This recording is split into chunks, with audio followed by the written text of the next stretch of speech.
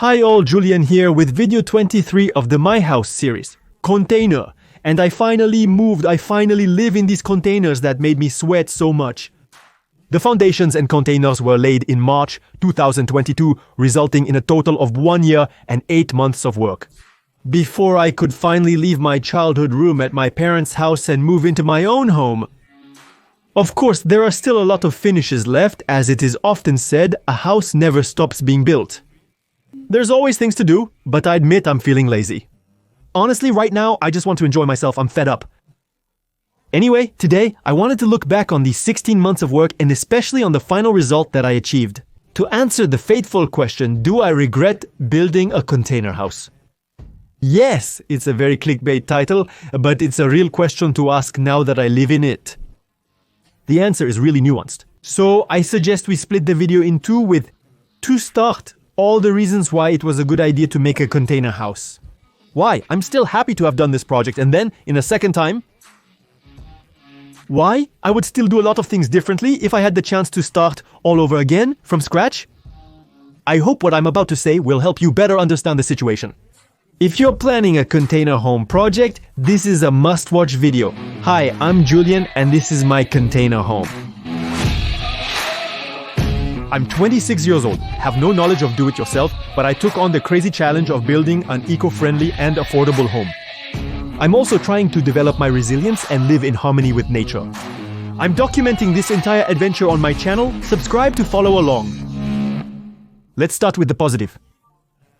My house is super cool.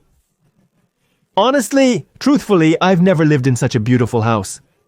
I know it's very subjective, but I'm very happy with the aesthetic outcome of everything I've built. You see it behind me. I decided to keep the container walls, so we have these corrugated steel walls all over the house. It really gives a very atypical charm. We see this nowhere else, actually. I'm quite happy, as I'm also a very atypical person rarely seen elsewhere. I am special. So, I'm very happy with the result. It looks like me, right? I really think I managed to get the design I was hoping for, a house that meets my aesthetic expectations. So from that point of view, it's a great success, and I will give you a detailed tour in the coming weeks. So don't forget to subscribe so you don't miss this video where I will show you a bit of everything behind the scenes, everything that is out of frame of this camera. I still need to do some finishing touches, so the video will be out in a few weeks. Please note that I am only motivated to do the finishing touches because there will be this video, guided tour. Otherwise, I would be here. I was about to say slacking off, but no. Looking for other story ideas for this YouTube channel? Take a break from my container home videos and explore some outside projects. Get out of my house. And if you don't like this aesthetic of wavy wall of steel container a bit dented everywhere, it's okay. You can very well add drywall everywhere to get a classic house. If you're a classic person without really any personality, a bit bland, you can add drywall. It's quite possible, and I say that without any ulterior motive.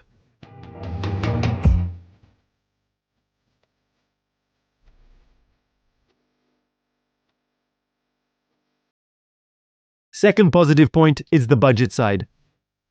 There, it was once again a great success since I managed to stay within my very tight budget. I explained all of this in my video, how much did my container house cost, where I really detail every penny.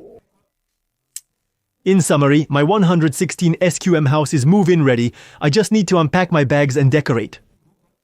It cost me 89,000 euros for 116 square meters, which makes it 767 euros per square meter. In other words, it's a house with a very small budget. But it's important to take into account that I did almost 100% of the work myself, so that greatly reduced the cost of this house. To be more precise, I did everything myself except for the earthwork with the septic tank, the foundations, the delivery of the containers. Professionals intervened there. That still represents 47,000 euros out of 89,000. So there's half of the budget. It was professionals who took it to do 3 things, and the other half of the budget, I took it to do everything else. In this price, of course, you have to take into account that my house is very well insulated. I put 24 centimeters of wood wool on the walls, 50 centimeters of cellulose watts on the roof, and 10 centimeters of polyurethane on the floor. which gives us a house that is close to the RE 2020, that is to say, the top in terms of insulation. I also installed an excellent thermodynamic water heater and an excellent heat pump from Aldes, which allow me to have a very, very low energy consumption. I made 2 videos on the subject, so go see them, but to summarize for you. My water heater uses 7 times less electricity than a traditional electric water heater. And my heat pump will allow me to consume 4 times less electricity than traditional electric heaters. Which means that, well, I'm going to have a house that consumes very, very little electricity per month, so it will cost me very little. Above all, I could generate this small amount of electricity using a few solar panels to be completely self-sufficient. Of course, I will make several detailed videos on this subject in the coming months to show you how much I consume, how much I produce with my solar panel system. Finally, all of this is going to happen on the channel, so really, subscribe.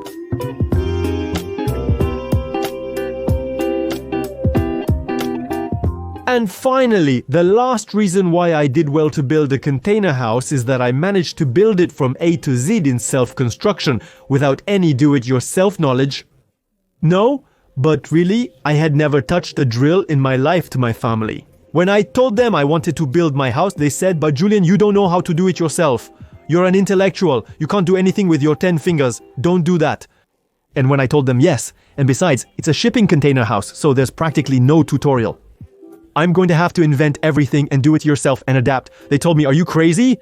You can't even assemble an IKEA thing where there are exactly all the instructions. You're not going to assemble something where you have to invent and be handy. You're not handy, Julian." If they saw me now, they still wouldn't understand how I succeeded. But I did, so it's a success. There you go, in the end, I did it. I really struggled a lot. I cried several times in the shower. I wanted to give up several times, but I held on. Especially thanks to my surroundings, I think, and because I had put money into it, so I had no choice. But there you have it. Without any do-it-yourself knowledge and very few resources, we'll discuss the negatives. But was there really no YouTube channel or tutorial to make a container house, huh? I had to improvise.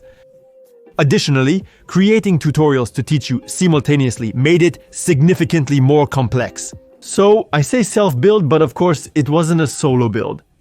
I had a lot of help, especially from my mother and my girlfriend, who helped me design everything, think everything through. My father was stressing almost more than me because he knew I wasn't handy. And so, he came to help me several times to assemble things and find solutions. We also had my friends, we had Baptiste and Theo, notably who frame and edit this video, who came several times to help me insulate, to put the framework, the insulation. In the rain, cold, and night, they also had a tough time in this adventure, so thanks to them. And above all, there was my brother, in fact my brother who was setting up his business while I was building my house. So there were times when he could free up his schedule to come and help me on my construction site. And he came from the moment the containers were delivered, up until a few weeks ago when he helped me assemble a piece of furniture in the bathroom. So really, he freed up a lot of time to help me, so thanks to him.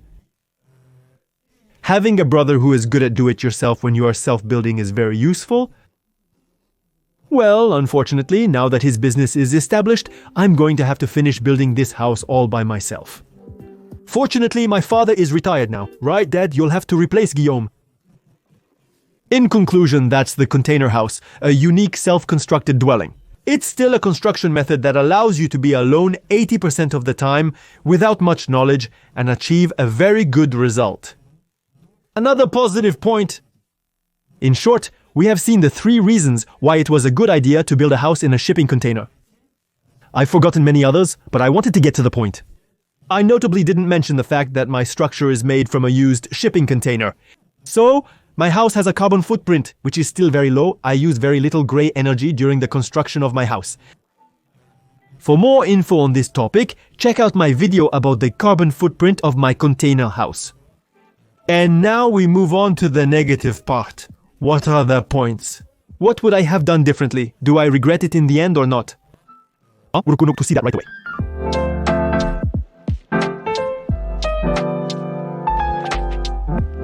For the negatives, let's start with self-construction. Yes, I know it was a positive point earlier, but I really wanted to emphasize that I struggled. But one point, simply because it's an atypical house, almost no one has done it, and so there are no resources on the subject. I had a book and 2 or 3 YouTube tutorials, in English, and even in English, there wasn't much, so really, even to tell you about the containers. I needed precise measurements to plan my work, the materials I had, all of that impossible to find before having the containers and taking the measurements myself. So it was really a hassle. There were very, very few resources on the subject. And since I wasn't handy, my construction, I make them exclusively from YouTube tutorials, and there were no YouTube tutorials. So really, it's a bit of this frustration that there are no resources on the subject. The playlist you see now originated from my container house, where I documented the entire construction process. Because I thought to myself, I really need to simplify the construction of container houses. For others, because it was a hassle. So, I can boast today of having, I think, the YouTube channel in the world with the most information on the construction of a house in shipping containers. Even in English, you won't find stuff as detailed and well done, and I tell you this knowingly. Because I've looked for stuff and found nothing, so I had to create tutorials from scratch. Well, when I say I, thanks to Baptiste and Theo for being with me on this, but there you go, so it's a negative point. But actually, for you, it's a positive point, because you just have to subscribe to this YouTube channel and bam, it becomes easy, actually. Maybe not to that extent, but there are a lot of YouTube channels that have launched in the meantime on the construction of container homes. I'll put some references in the descriptions, so it becomes simpler today to get started with this type of house because there are more references, but still consider that when visiting do-it-yourself stores, etc. Or when you ask professionals for advice, generally they don't know. In fact, you have questions that are too atypical for them, and so that was also complicated. I rarely got good advice because people didn't understand my project.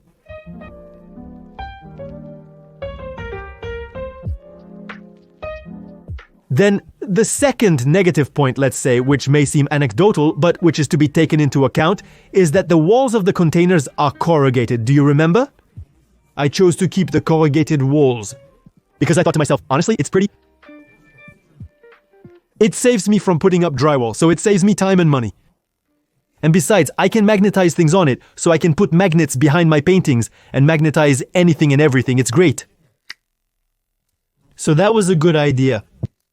Now, there's the problematic side to all of this. The problematic side is that when you insulate the floor of your house, for example. Well, it's annoying. Your wall, it's not straight in the end. It makes waves, so you have to cut your insulation. How do you put up skirting boards? Do you make a rounded skirting board? Do you put a straight skirting board? In short, it's a mess, really. I chose the clearly lazy solution, that is to say, I put straight skirting boards and I put insulation in the waves. It's not the most aesthetic, but it was the simplest to do. Even that, it's a fairly simple problem to manage. The most complicated problem to manage is when you have to screw furniture against the walls. That is to say, your furniture. Generally, you put a screw on each side and it's good. Except that I could only put screws on the positive waves, the ones that stood out. If I put them on the negative waves, it didn't hold. It wasn't practical. Except that I don't get to choose where the positive waves are. They are at regular intervals. So sometimes, my furniture lands on negative waves. Annoying. So what do? You aim for a wooden plate on the wall, and then you aim your furniture at the wooden plate. Second problem, your container, it's secondhand, so not only is it corrugated, but even that's okay, you see? But it's that each corrugation has impacts, it's deformed in all directions. So, even screwing your wooden plate, it's a nightmare. Because it warps, it's not straight, so you're forced to put wedges everywhere to think it's a nightmare. You can't tell yourself, okay, one corrugation, that's 4 centimeters, it's going to be that. Every time, the same thing. No, sometimes there's a big impact. And it's not possible, right? I don't know how to convey this frustration to you, but it's really, try to work. On a wall where it's random, that is to say that it's not even, that it's wavy, not straight, it's that it's random. Sometimes the wave, it makes 8, sometimes it makes 4, sometimes there's a big bang.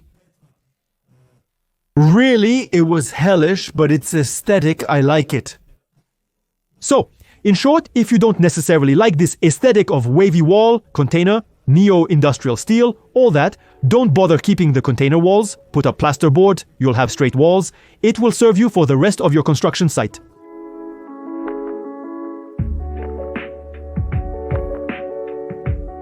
I told you, I also chose to keep the container walls because I thought it would be cheaper and faster. Big mistake, because since I wanted to keep my container walls visible, I had to sand them. So I used 1,000 euros of sand and machines, etc. to sand all my containers, then 1,500 of special steel paint to repaint everything. And really, the sanding, that was the worst part of this project. I took a month during the summer and it was 50 degrees inside the containers. I was working 8 hours a day, 20 days a month. It was horrible. But I got off well compared to others who made container houses where they spent 3 months sanding all that. So really, keeping the container walls, it takes a lot of energy to sand and prepare the walls to accommodate. The paint, which in addition is a paint that costs more because it is special to saw. It could have been cheaper, simpler, and quicker to leave the surface as is, without sanding or repainting. Put up drywall walls and then paint the drywall walls with classic water-based paint. But there you have it. I wanted to keep this container aesthetic.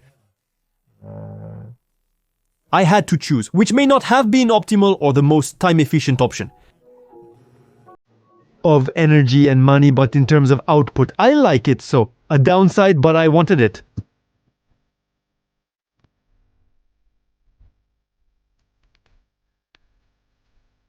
Fourth point, let's say negative. It's that if I had put plasterboard walls, it would have also allowed me to double the insulation inside my house and therefore have even better insulation. I'm explaining this simply. I've insulated my walls on the outside and my floor on the inside of the house. Which means that here in this corner of the house, well, the steel of my container is not very well insulated. I have what's called a thermal bridge. It means that I have some heat loss in the corners of my house. My thermal study office calculated that. They estimated that it's not too alarming either. It wasn't very serious, but still. If I wanted a 100% passive house, well, I would still have had to double the insulation inside my house to cut off its thermal bridges. And really, that's it. To spend even less energy to heat my house, it's one. It's a small negative point to consider, but it's not ultra serious either.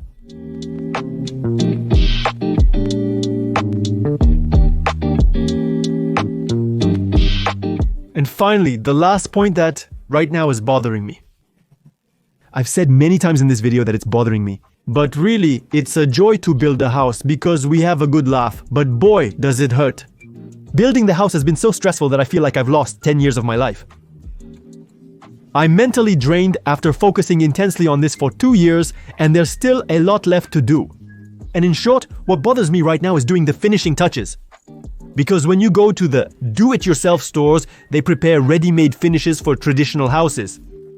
But they don't have finishes for wavy walls, they don't have finishes for when you had to adapt an oriented strand board that you welded with a square. Finally, they don't have atypical things, and so your whole house, it's atypical. Well, you have to be creative. After me, I like to be creative. So you see, once again, I have an atypical house with charm. That's the positive point, but then it means that you have to be very creative to arrange it, to do the finishes. Currently, completing the finishes is more costly for me in terms of energy and time required. But ultimately, I'll have something more charming. Each time my negatives, you see, I nuance them a lot because they are negatives, but because I chose to do that. I chose to have an atypical house, so I chose to spend more time than if it had been a classic house.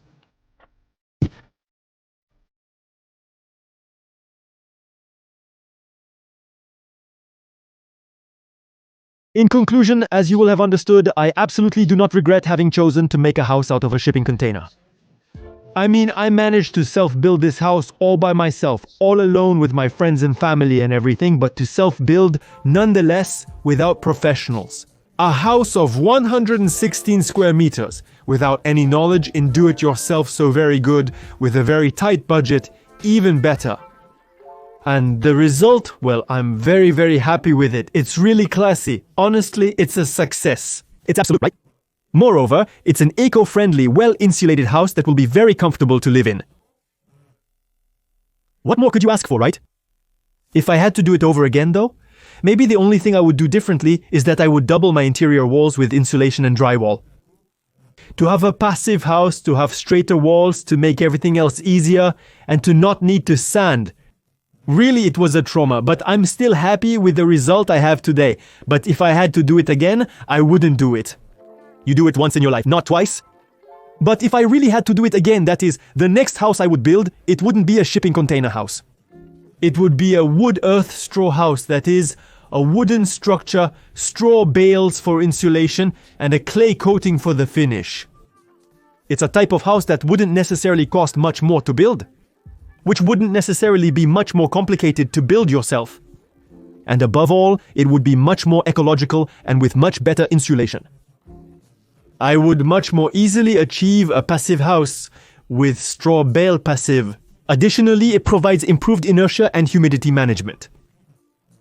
Everything we discussed in the reports we did on Cedric's load-bearing straw house, for example, or Loic's straw bale house. It's more this type of house that interests me now. But then again, I might tend to think that the straw bale box is more interesting. Because I've become a bit of an expert on container homes, so I see how much of a hassle it was to make. I see the straw bale box house from a distance, so I can't make out all the intricate details and complexities. Both types of houses are equally good.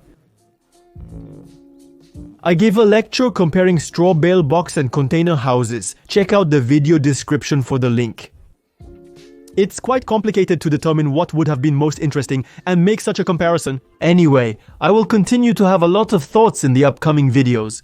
I'll keep sharing if I'm content in this container house, as I'm happy there in the end, but I haven't truly lived there yet. It's only been a week since I've been sleeping in it, so I'm going to continue living there. I will make regular videos to tell you how much heating I consume, whether I feel good, whether it's not too weird to live in a Faraday cage. Well, there you have it. I'm going to make a lot of videos to tell you. Should you also consider moving into a container home? If this project truly motivates you, go for it, even though I can give you an answer today. There's no reason not to do it. There are reasons to do it differently. In reality, it spoke to me at the time. I motivated myself to do it, and today, I'm very happy about it with no regrets. It was a good idea. Subscribe to see if it's still a good idea in a year. See you soon on this channel. It was Julian Malara. I am tired. But there are the finishes to do. No, not the finishes. I'm too fed up. Go on, go home, go to sleep. Goodbye.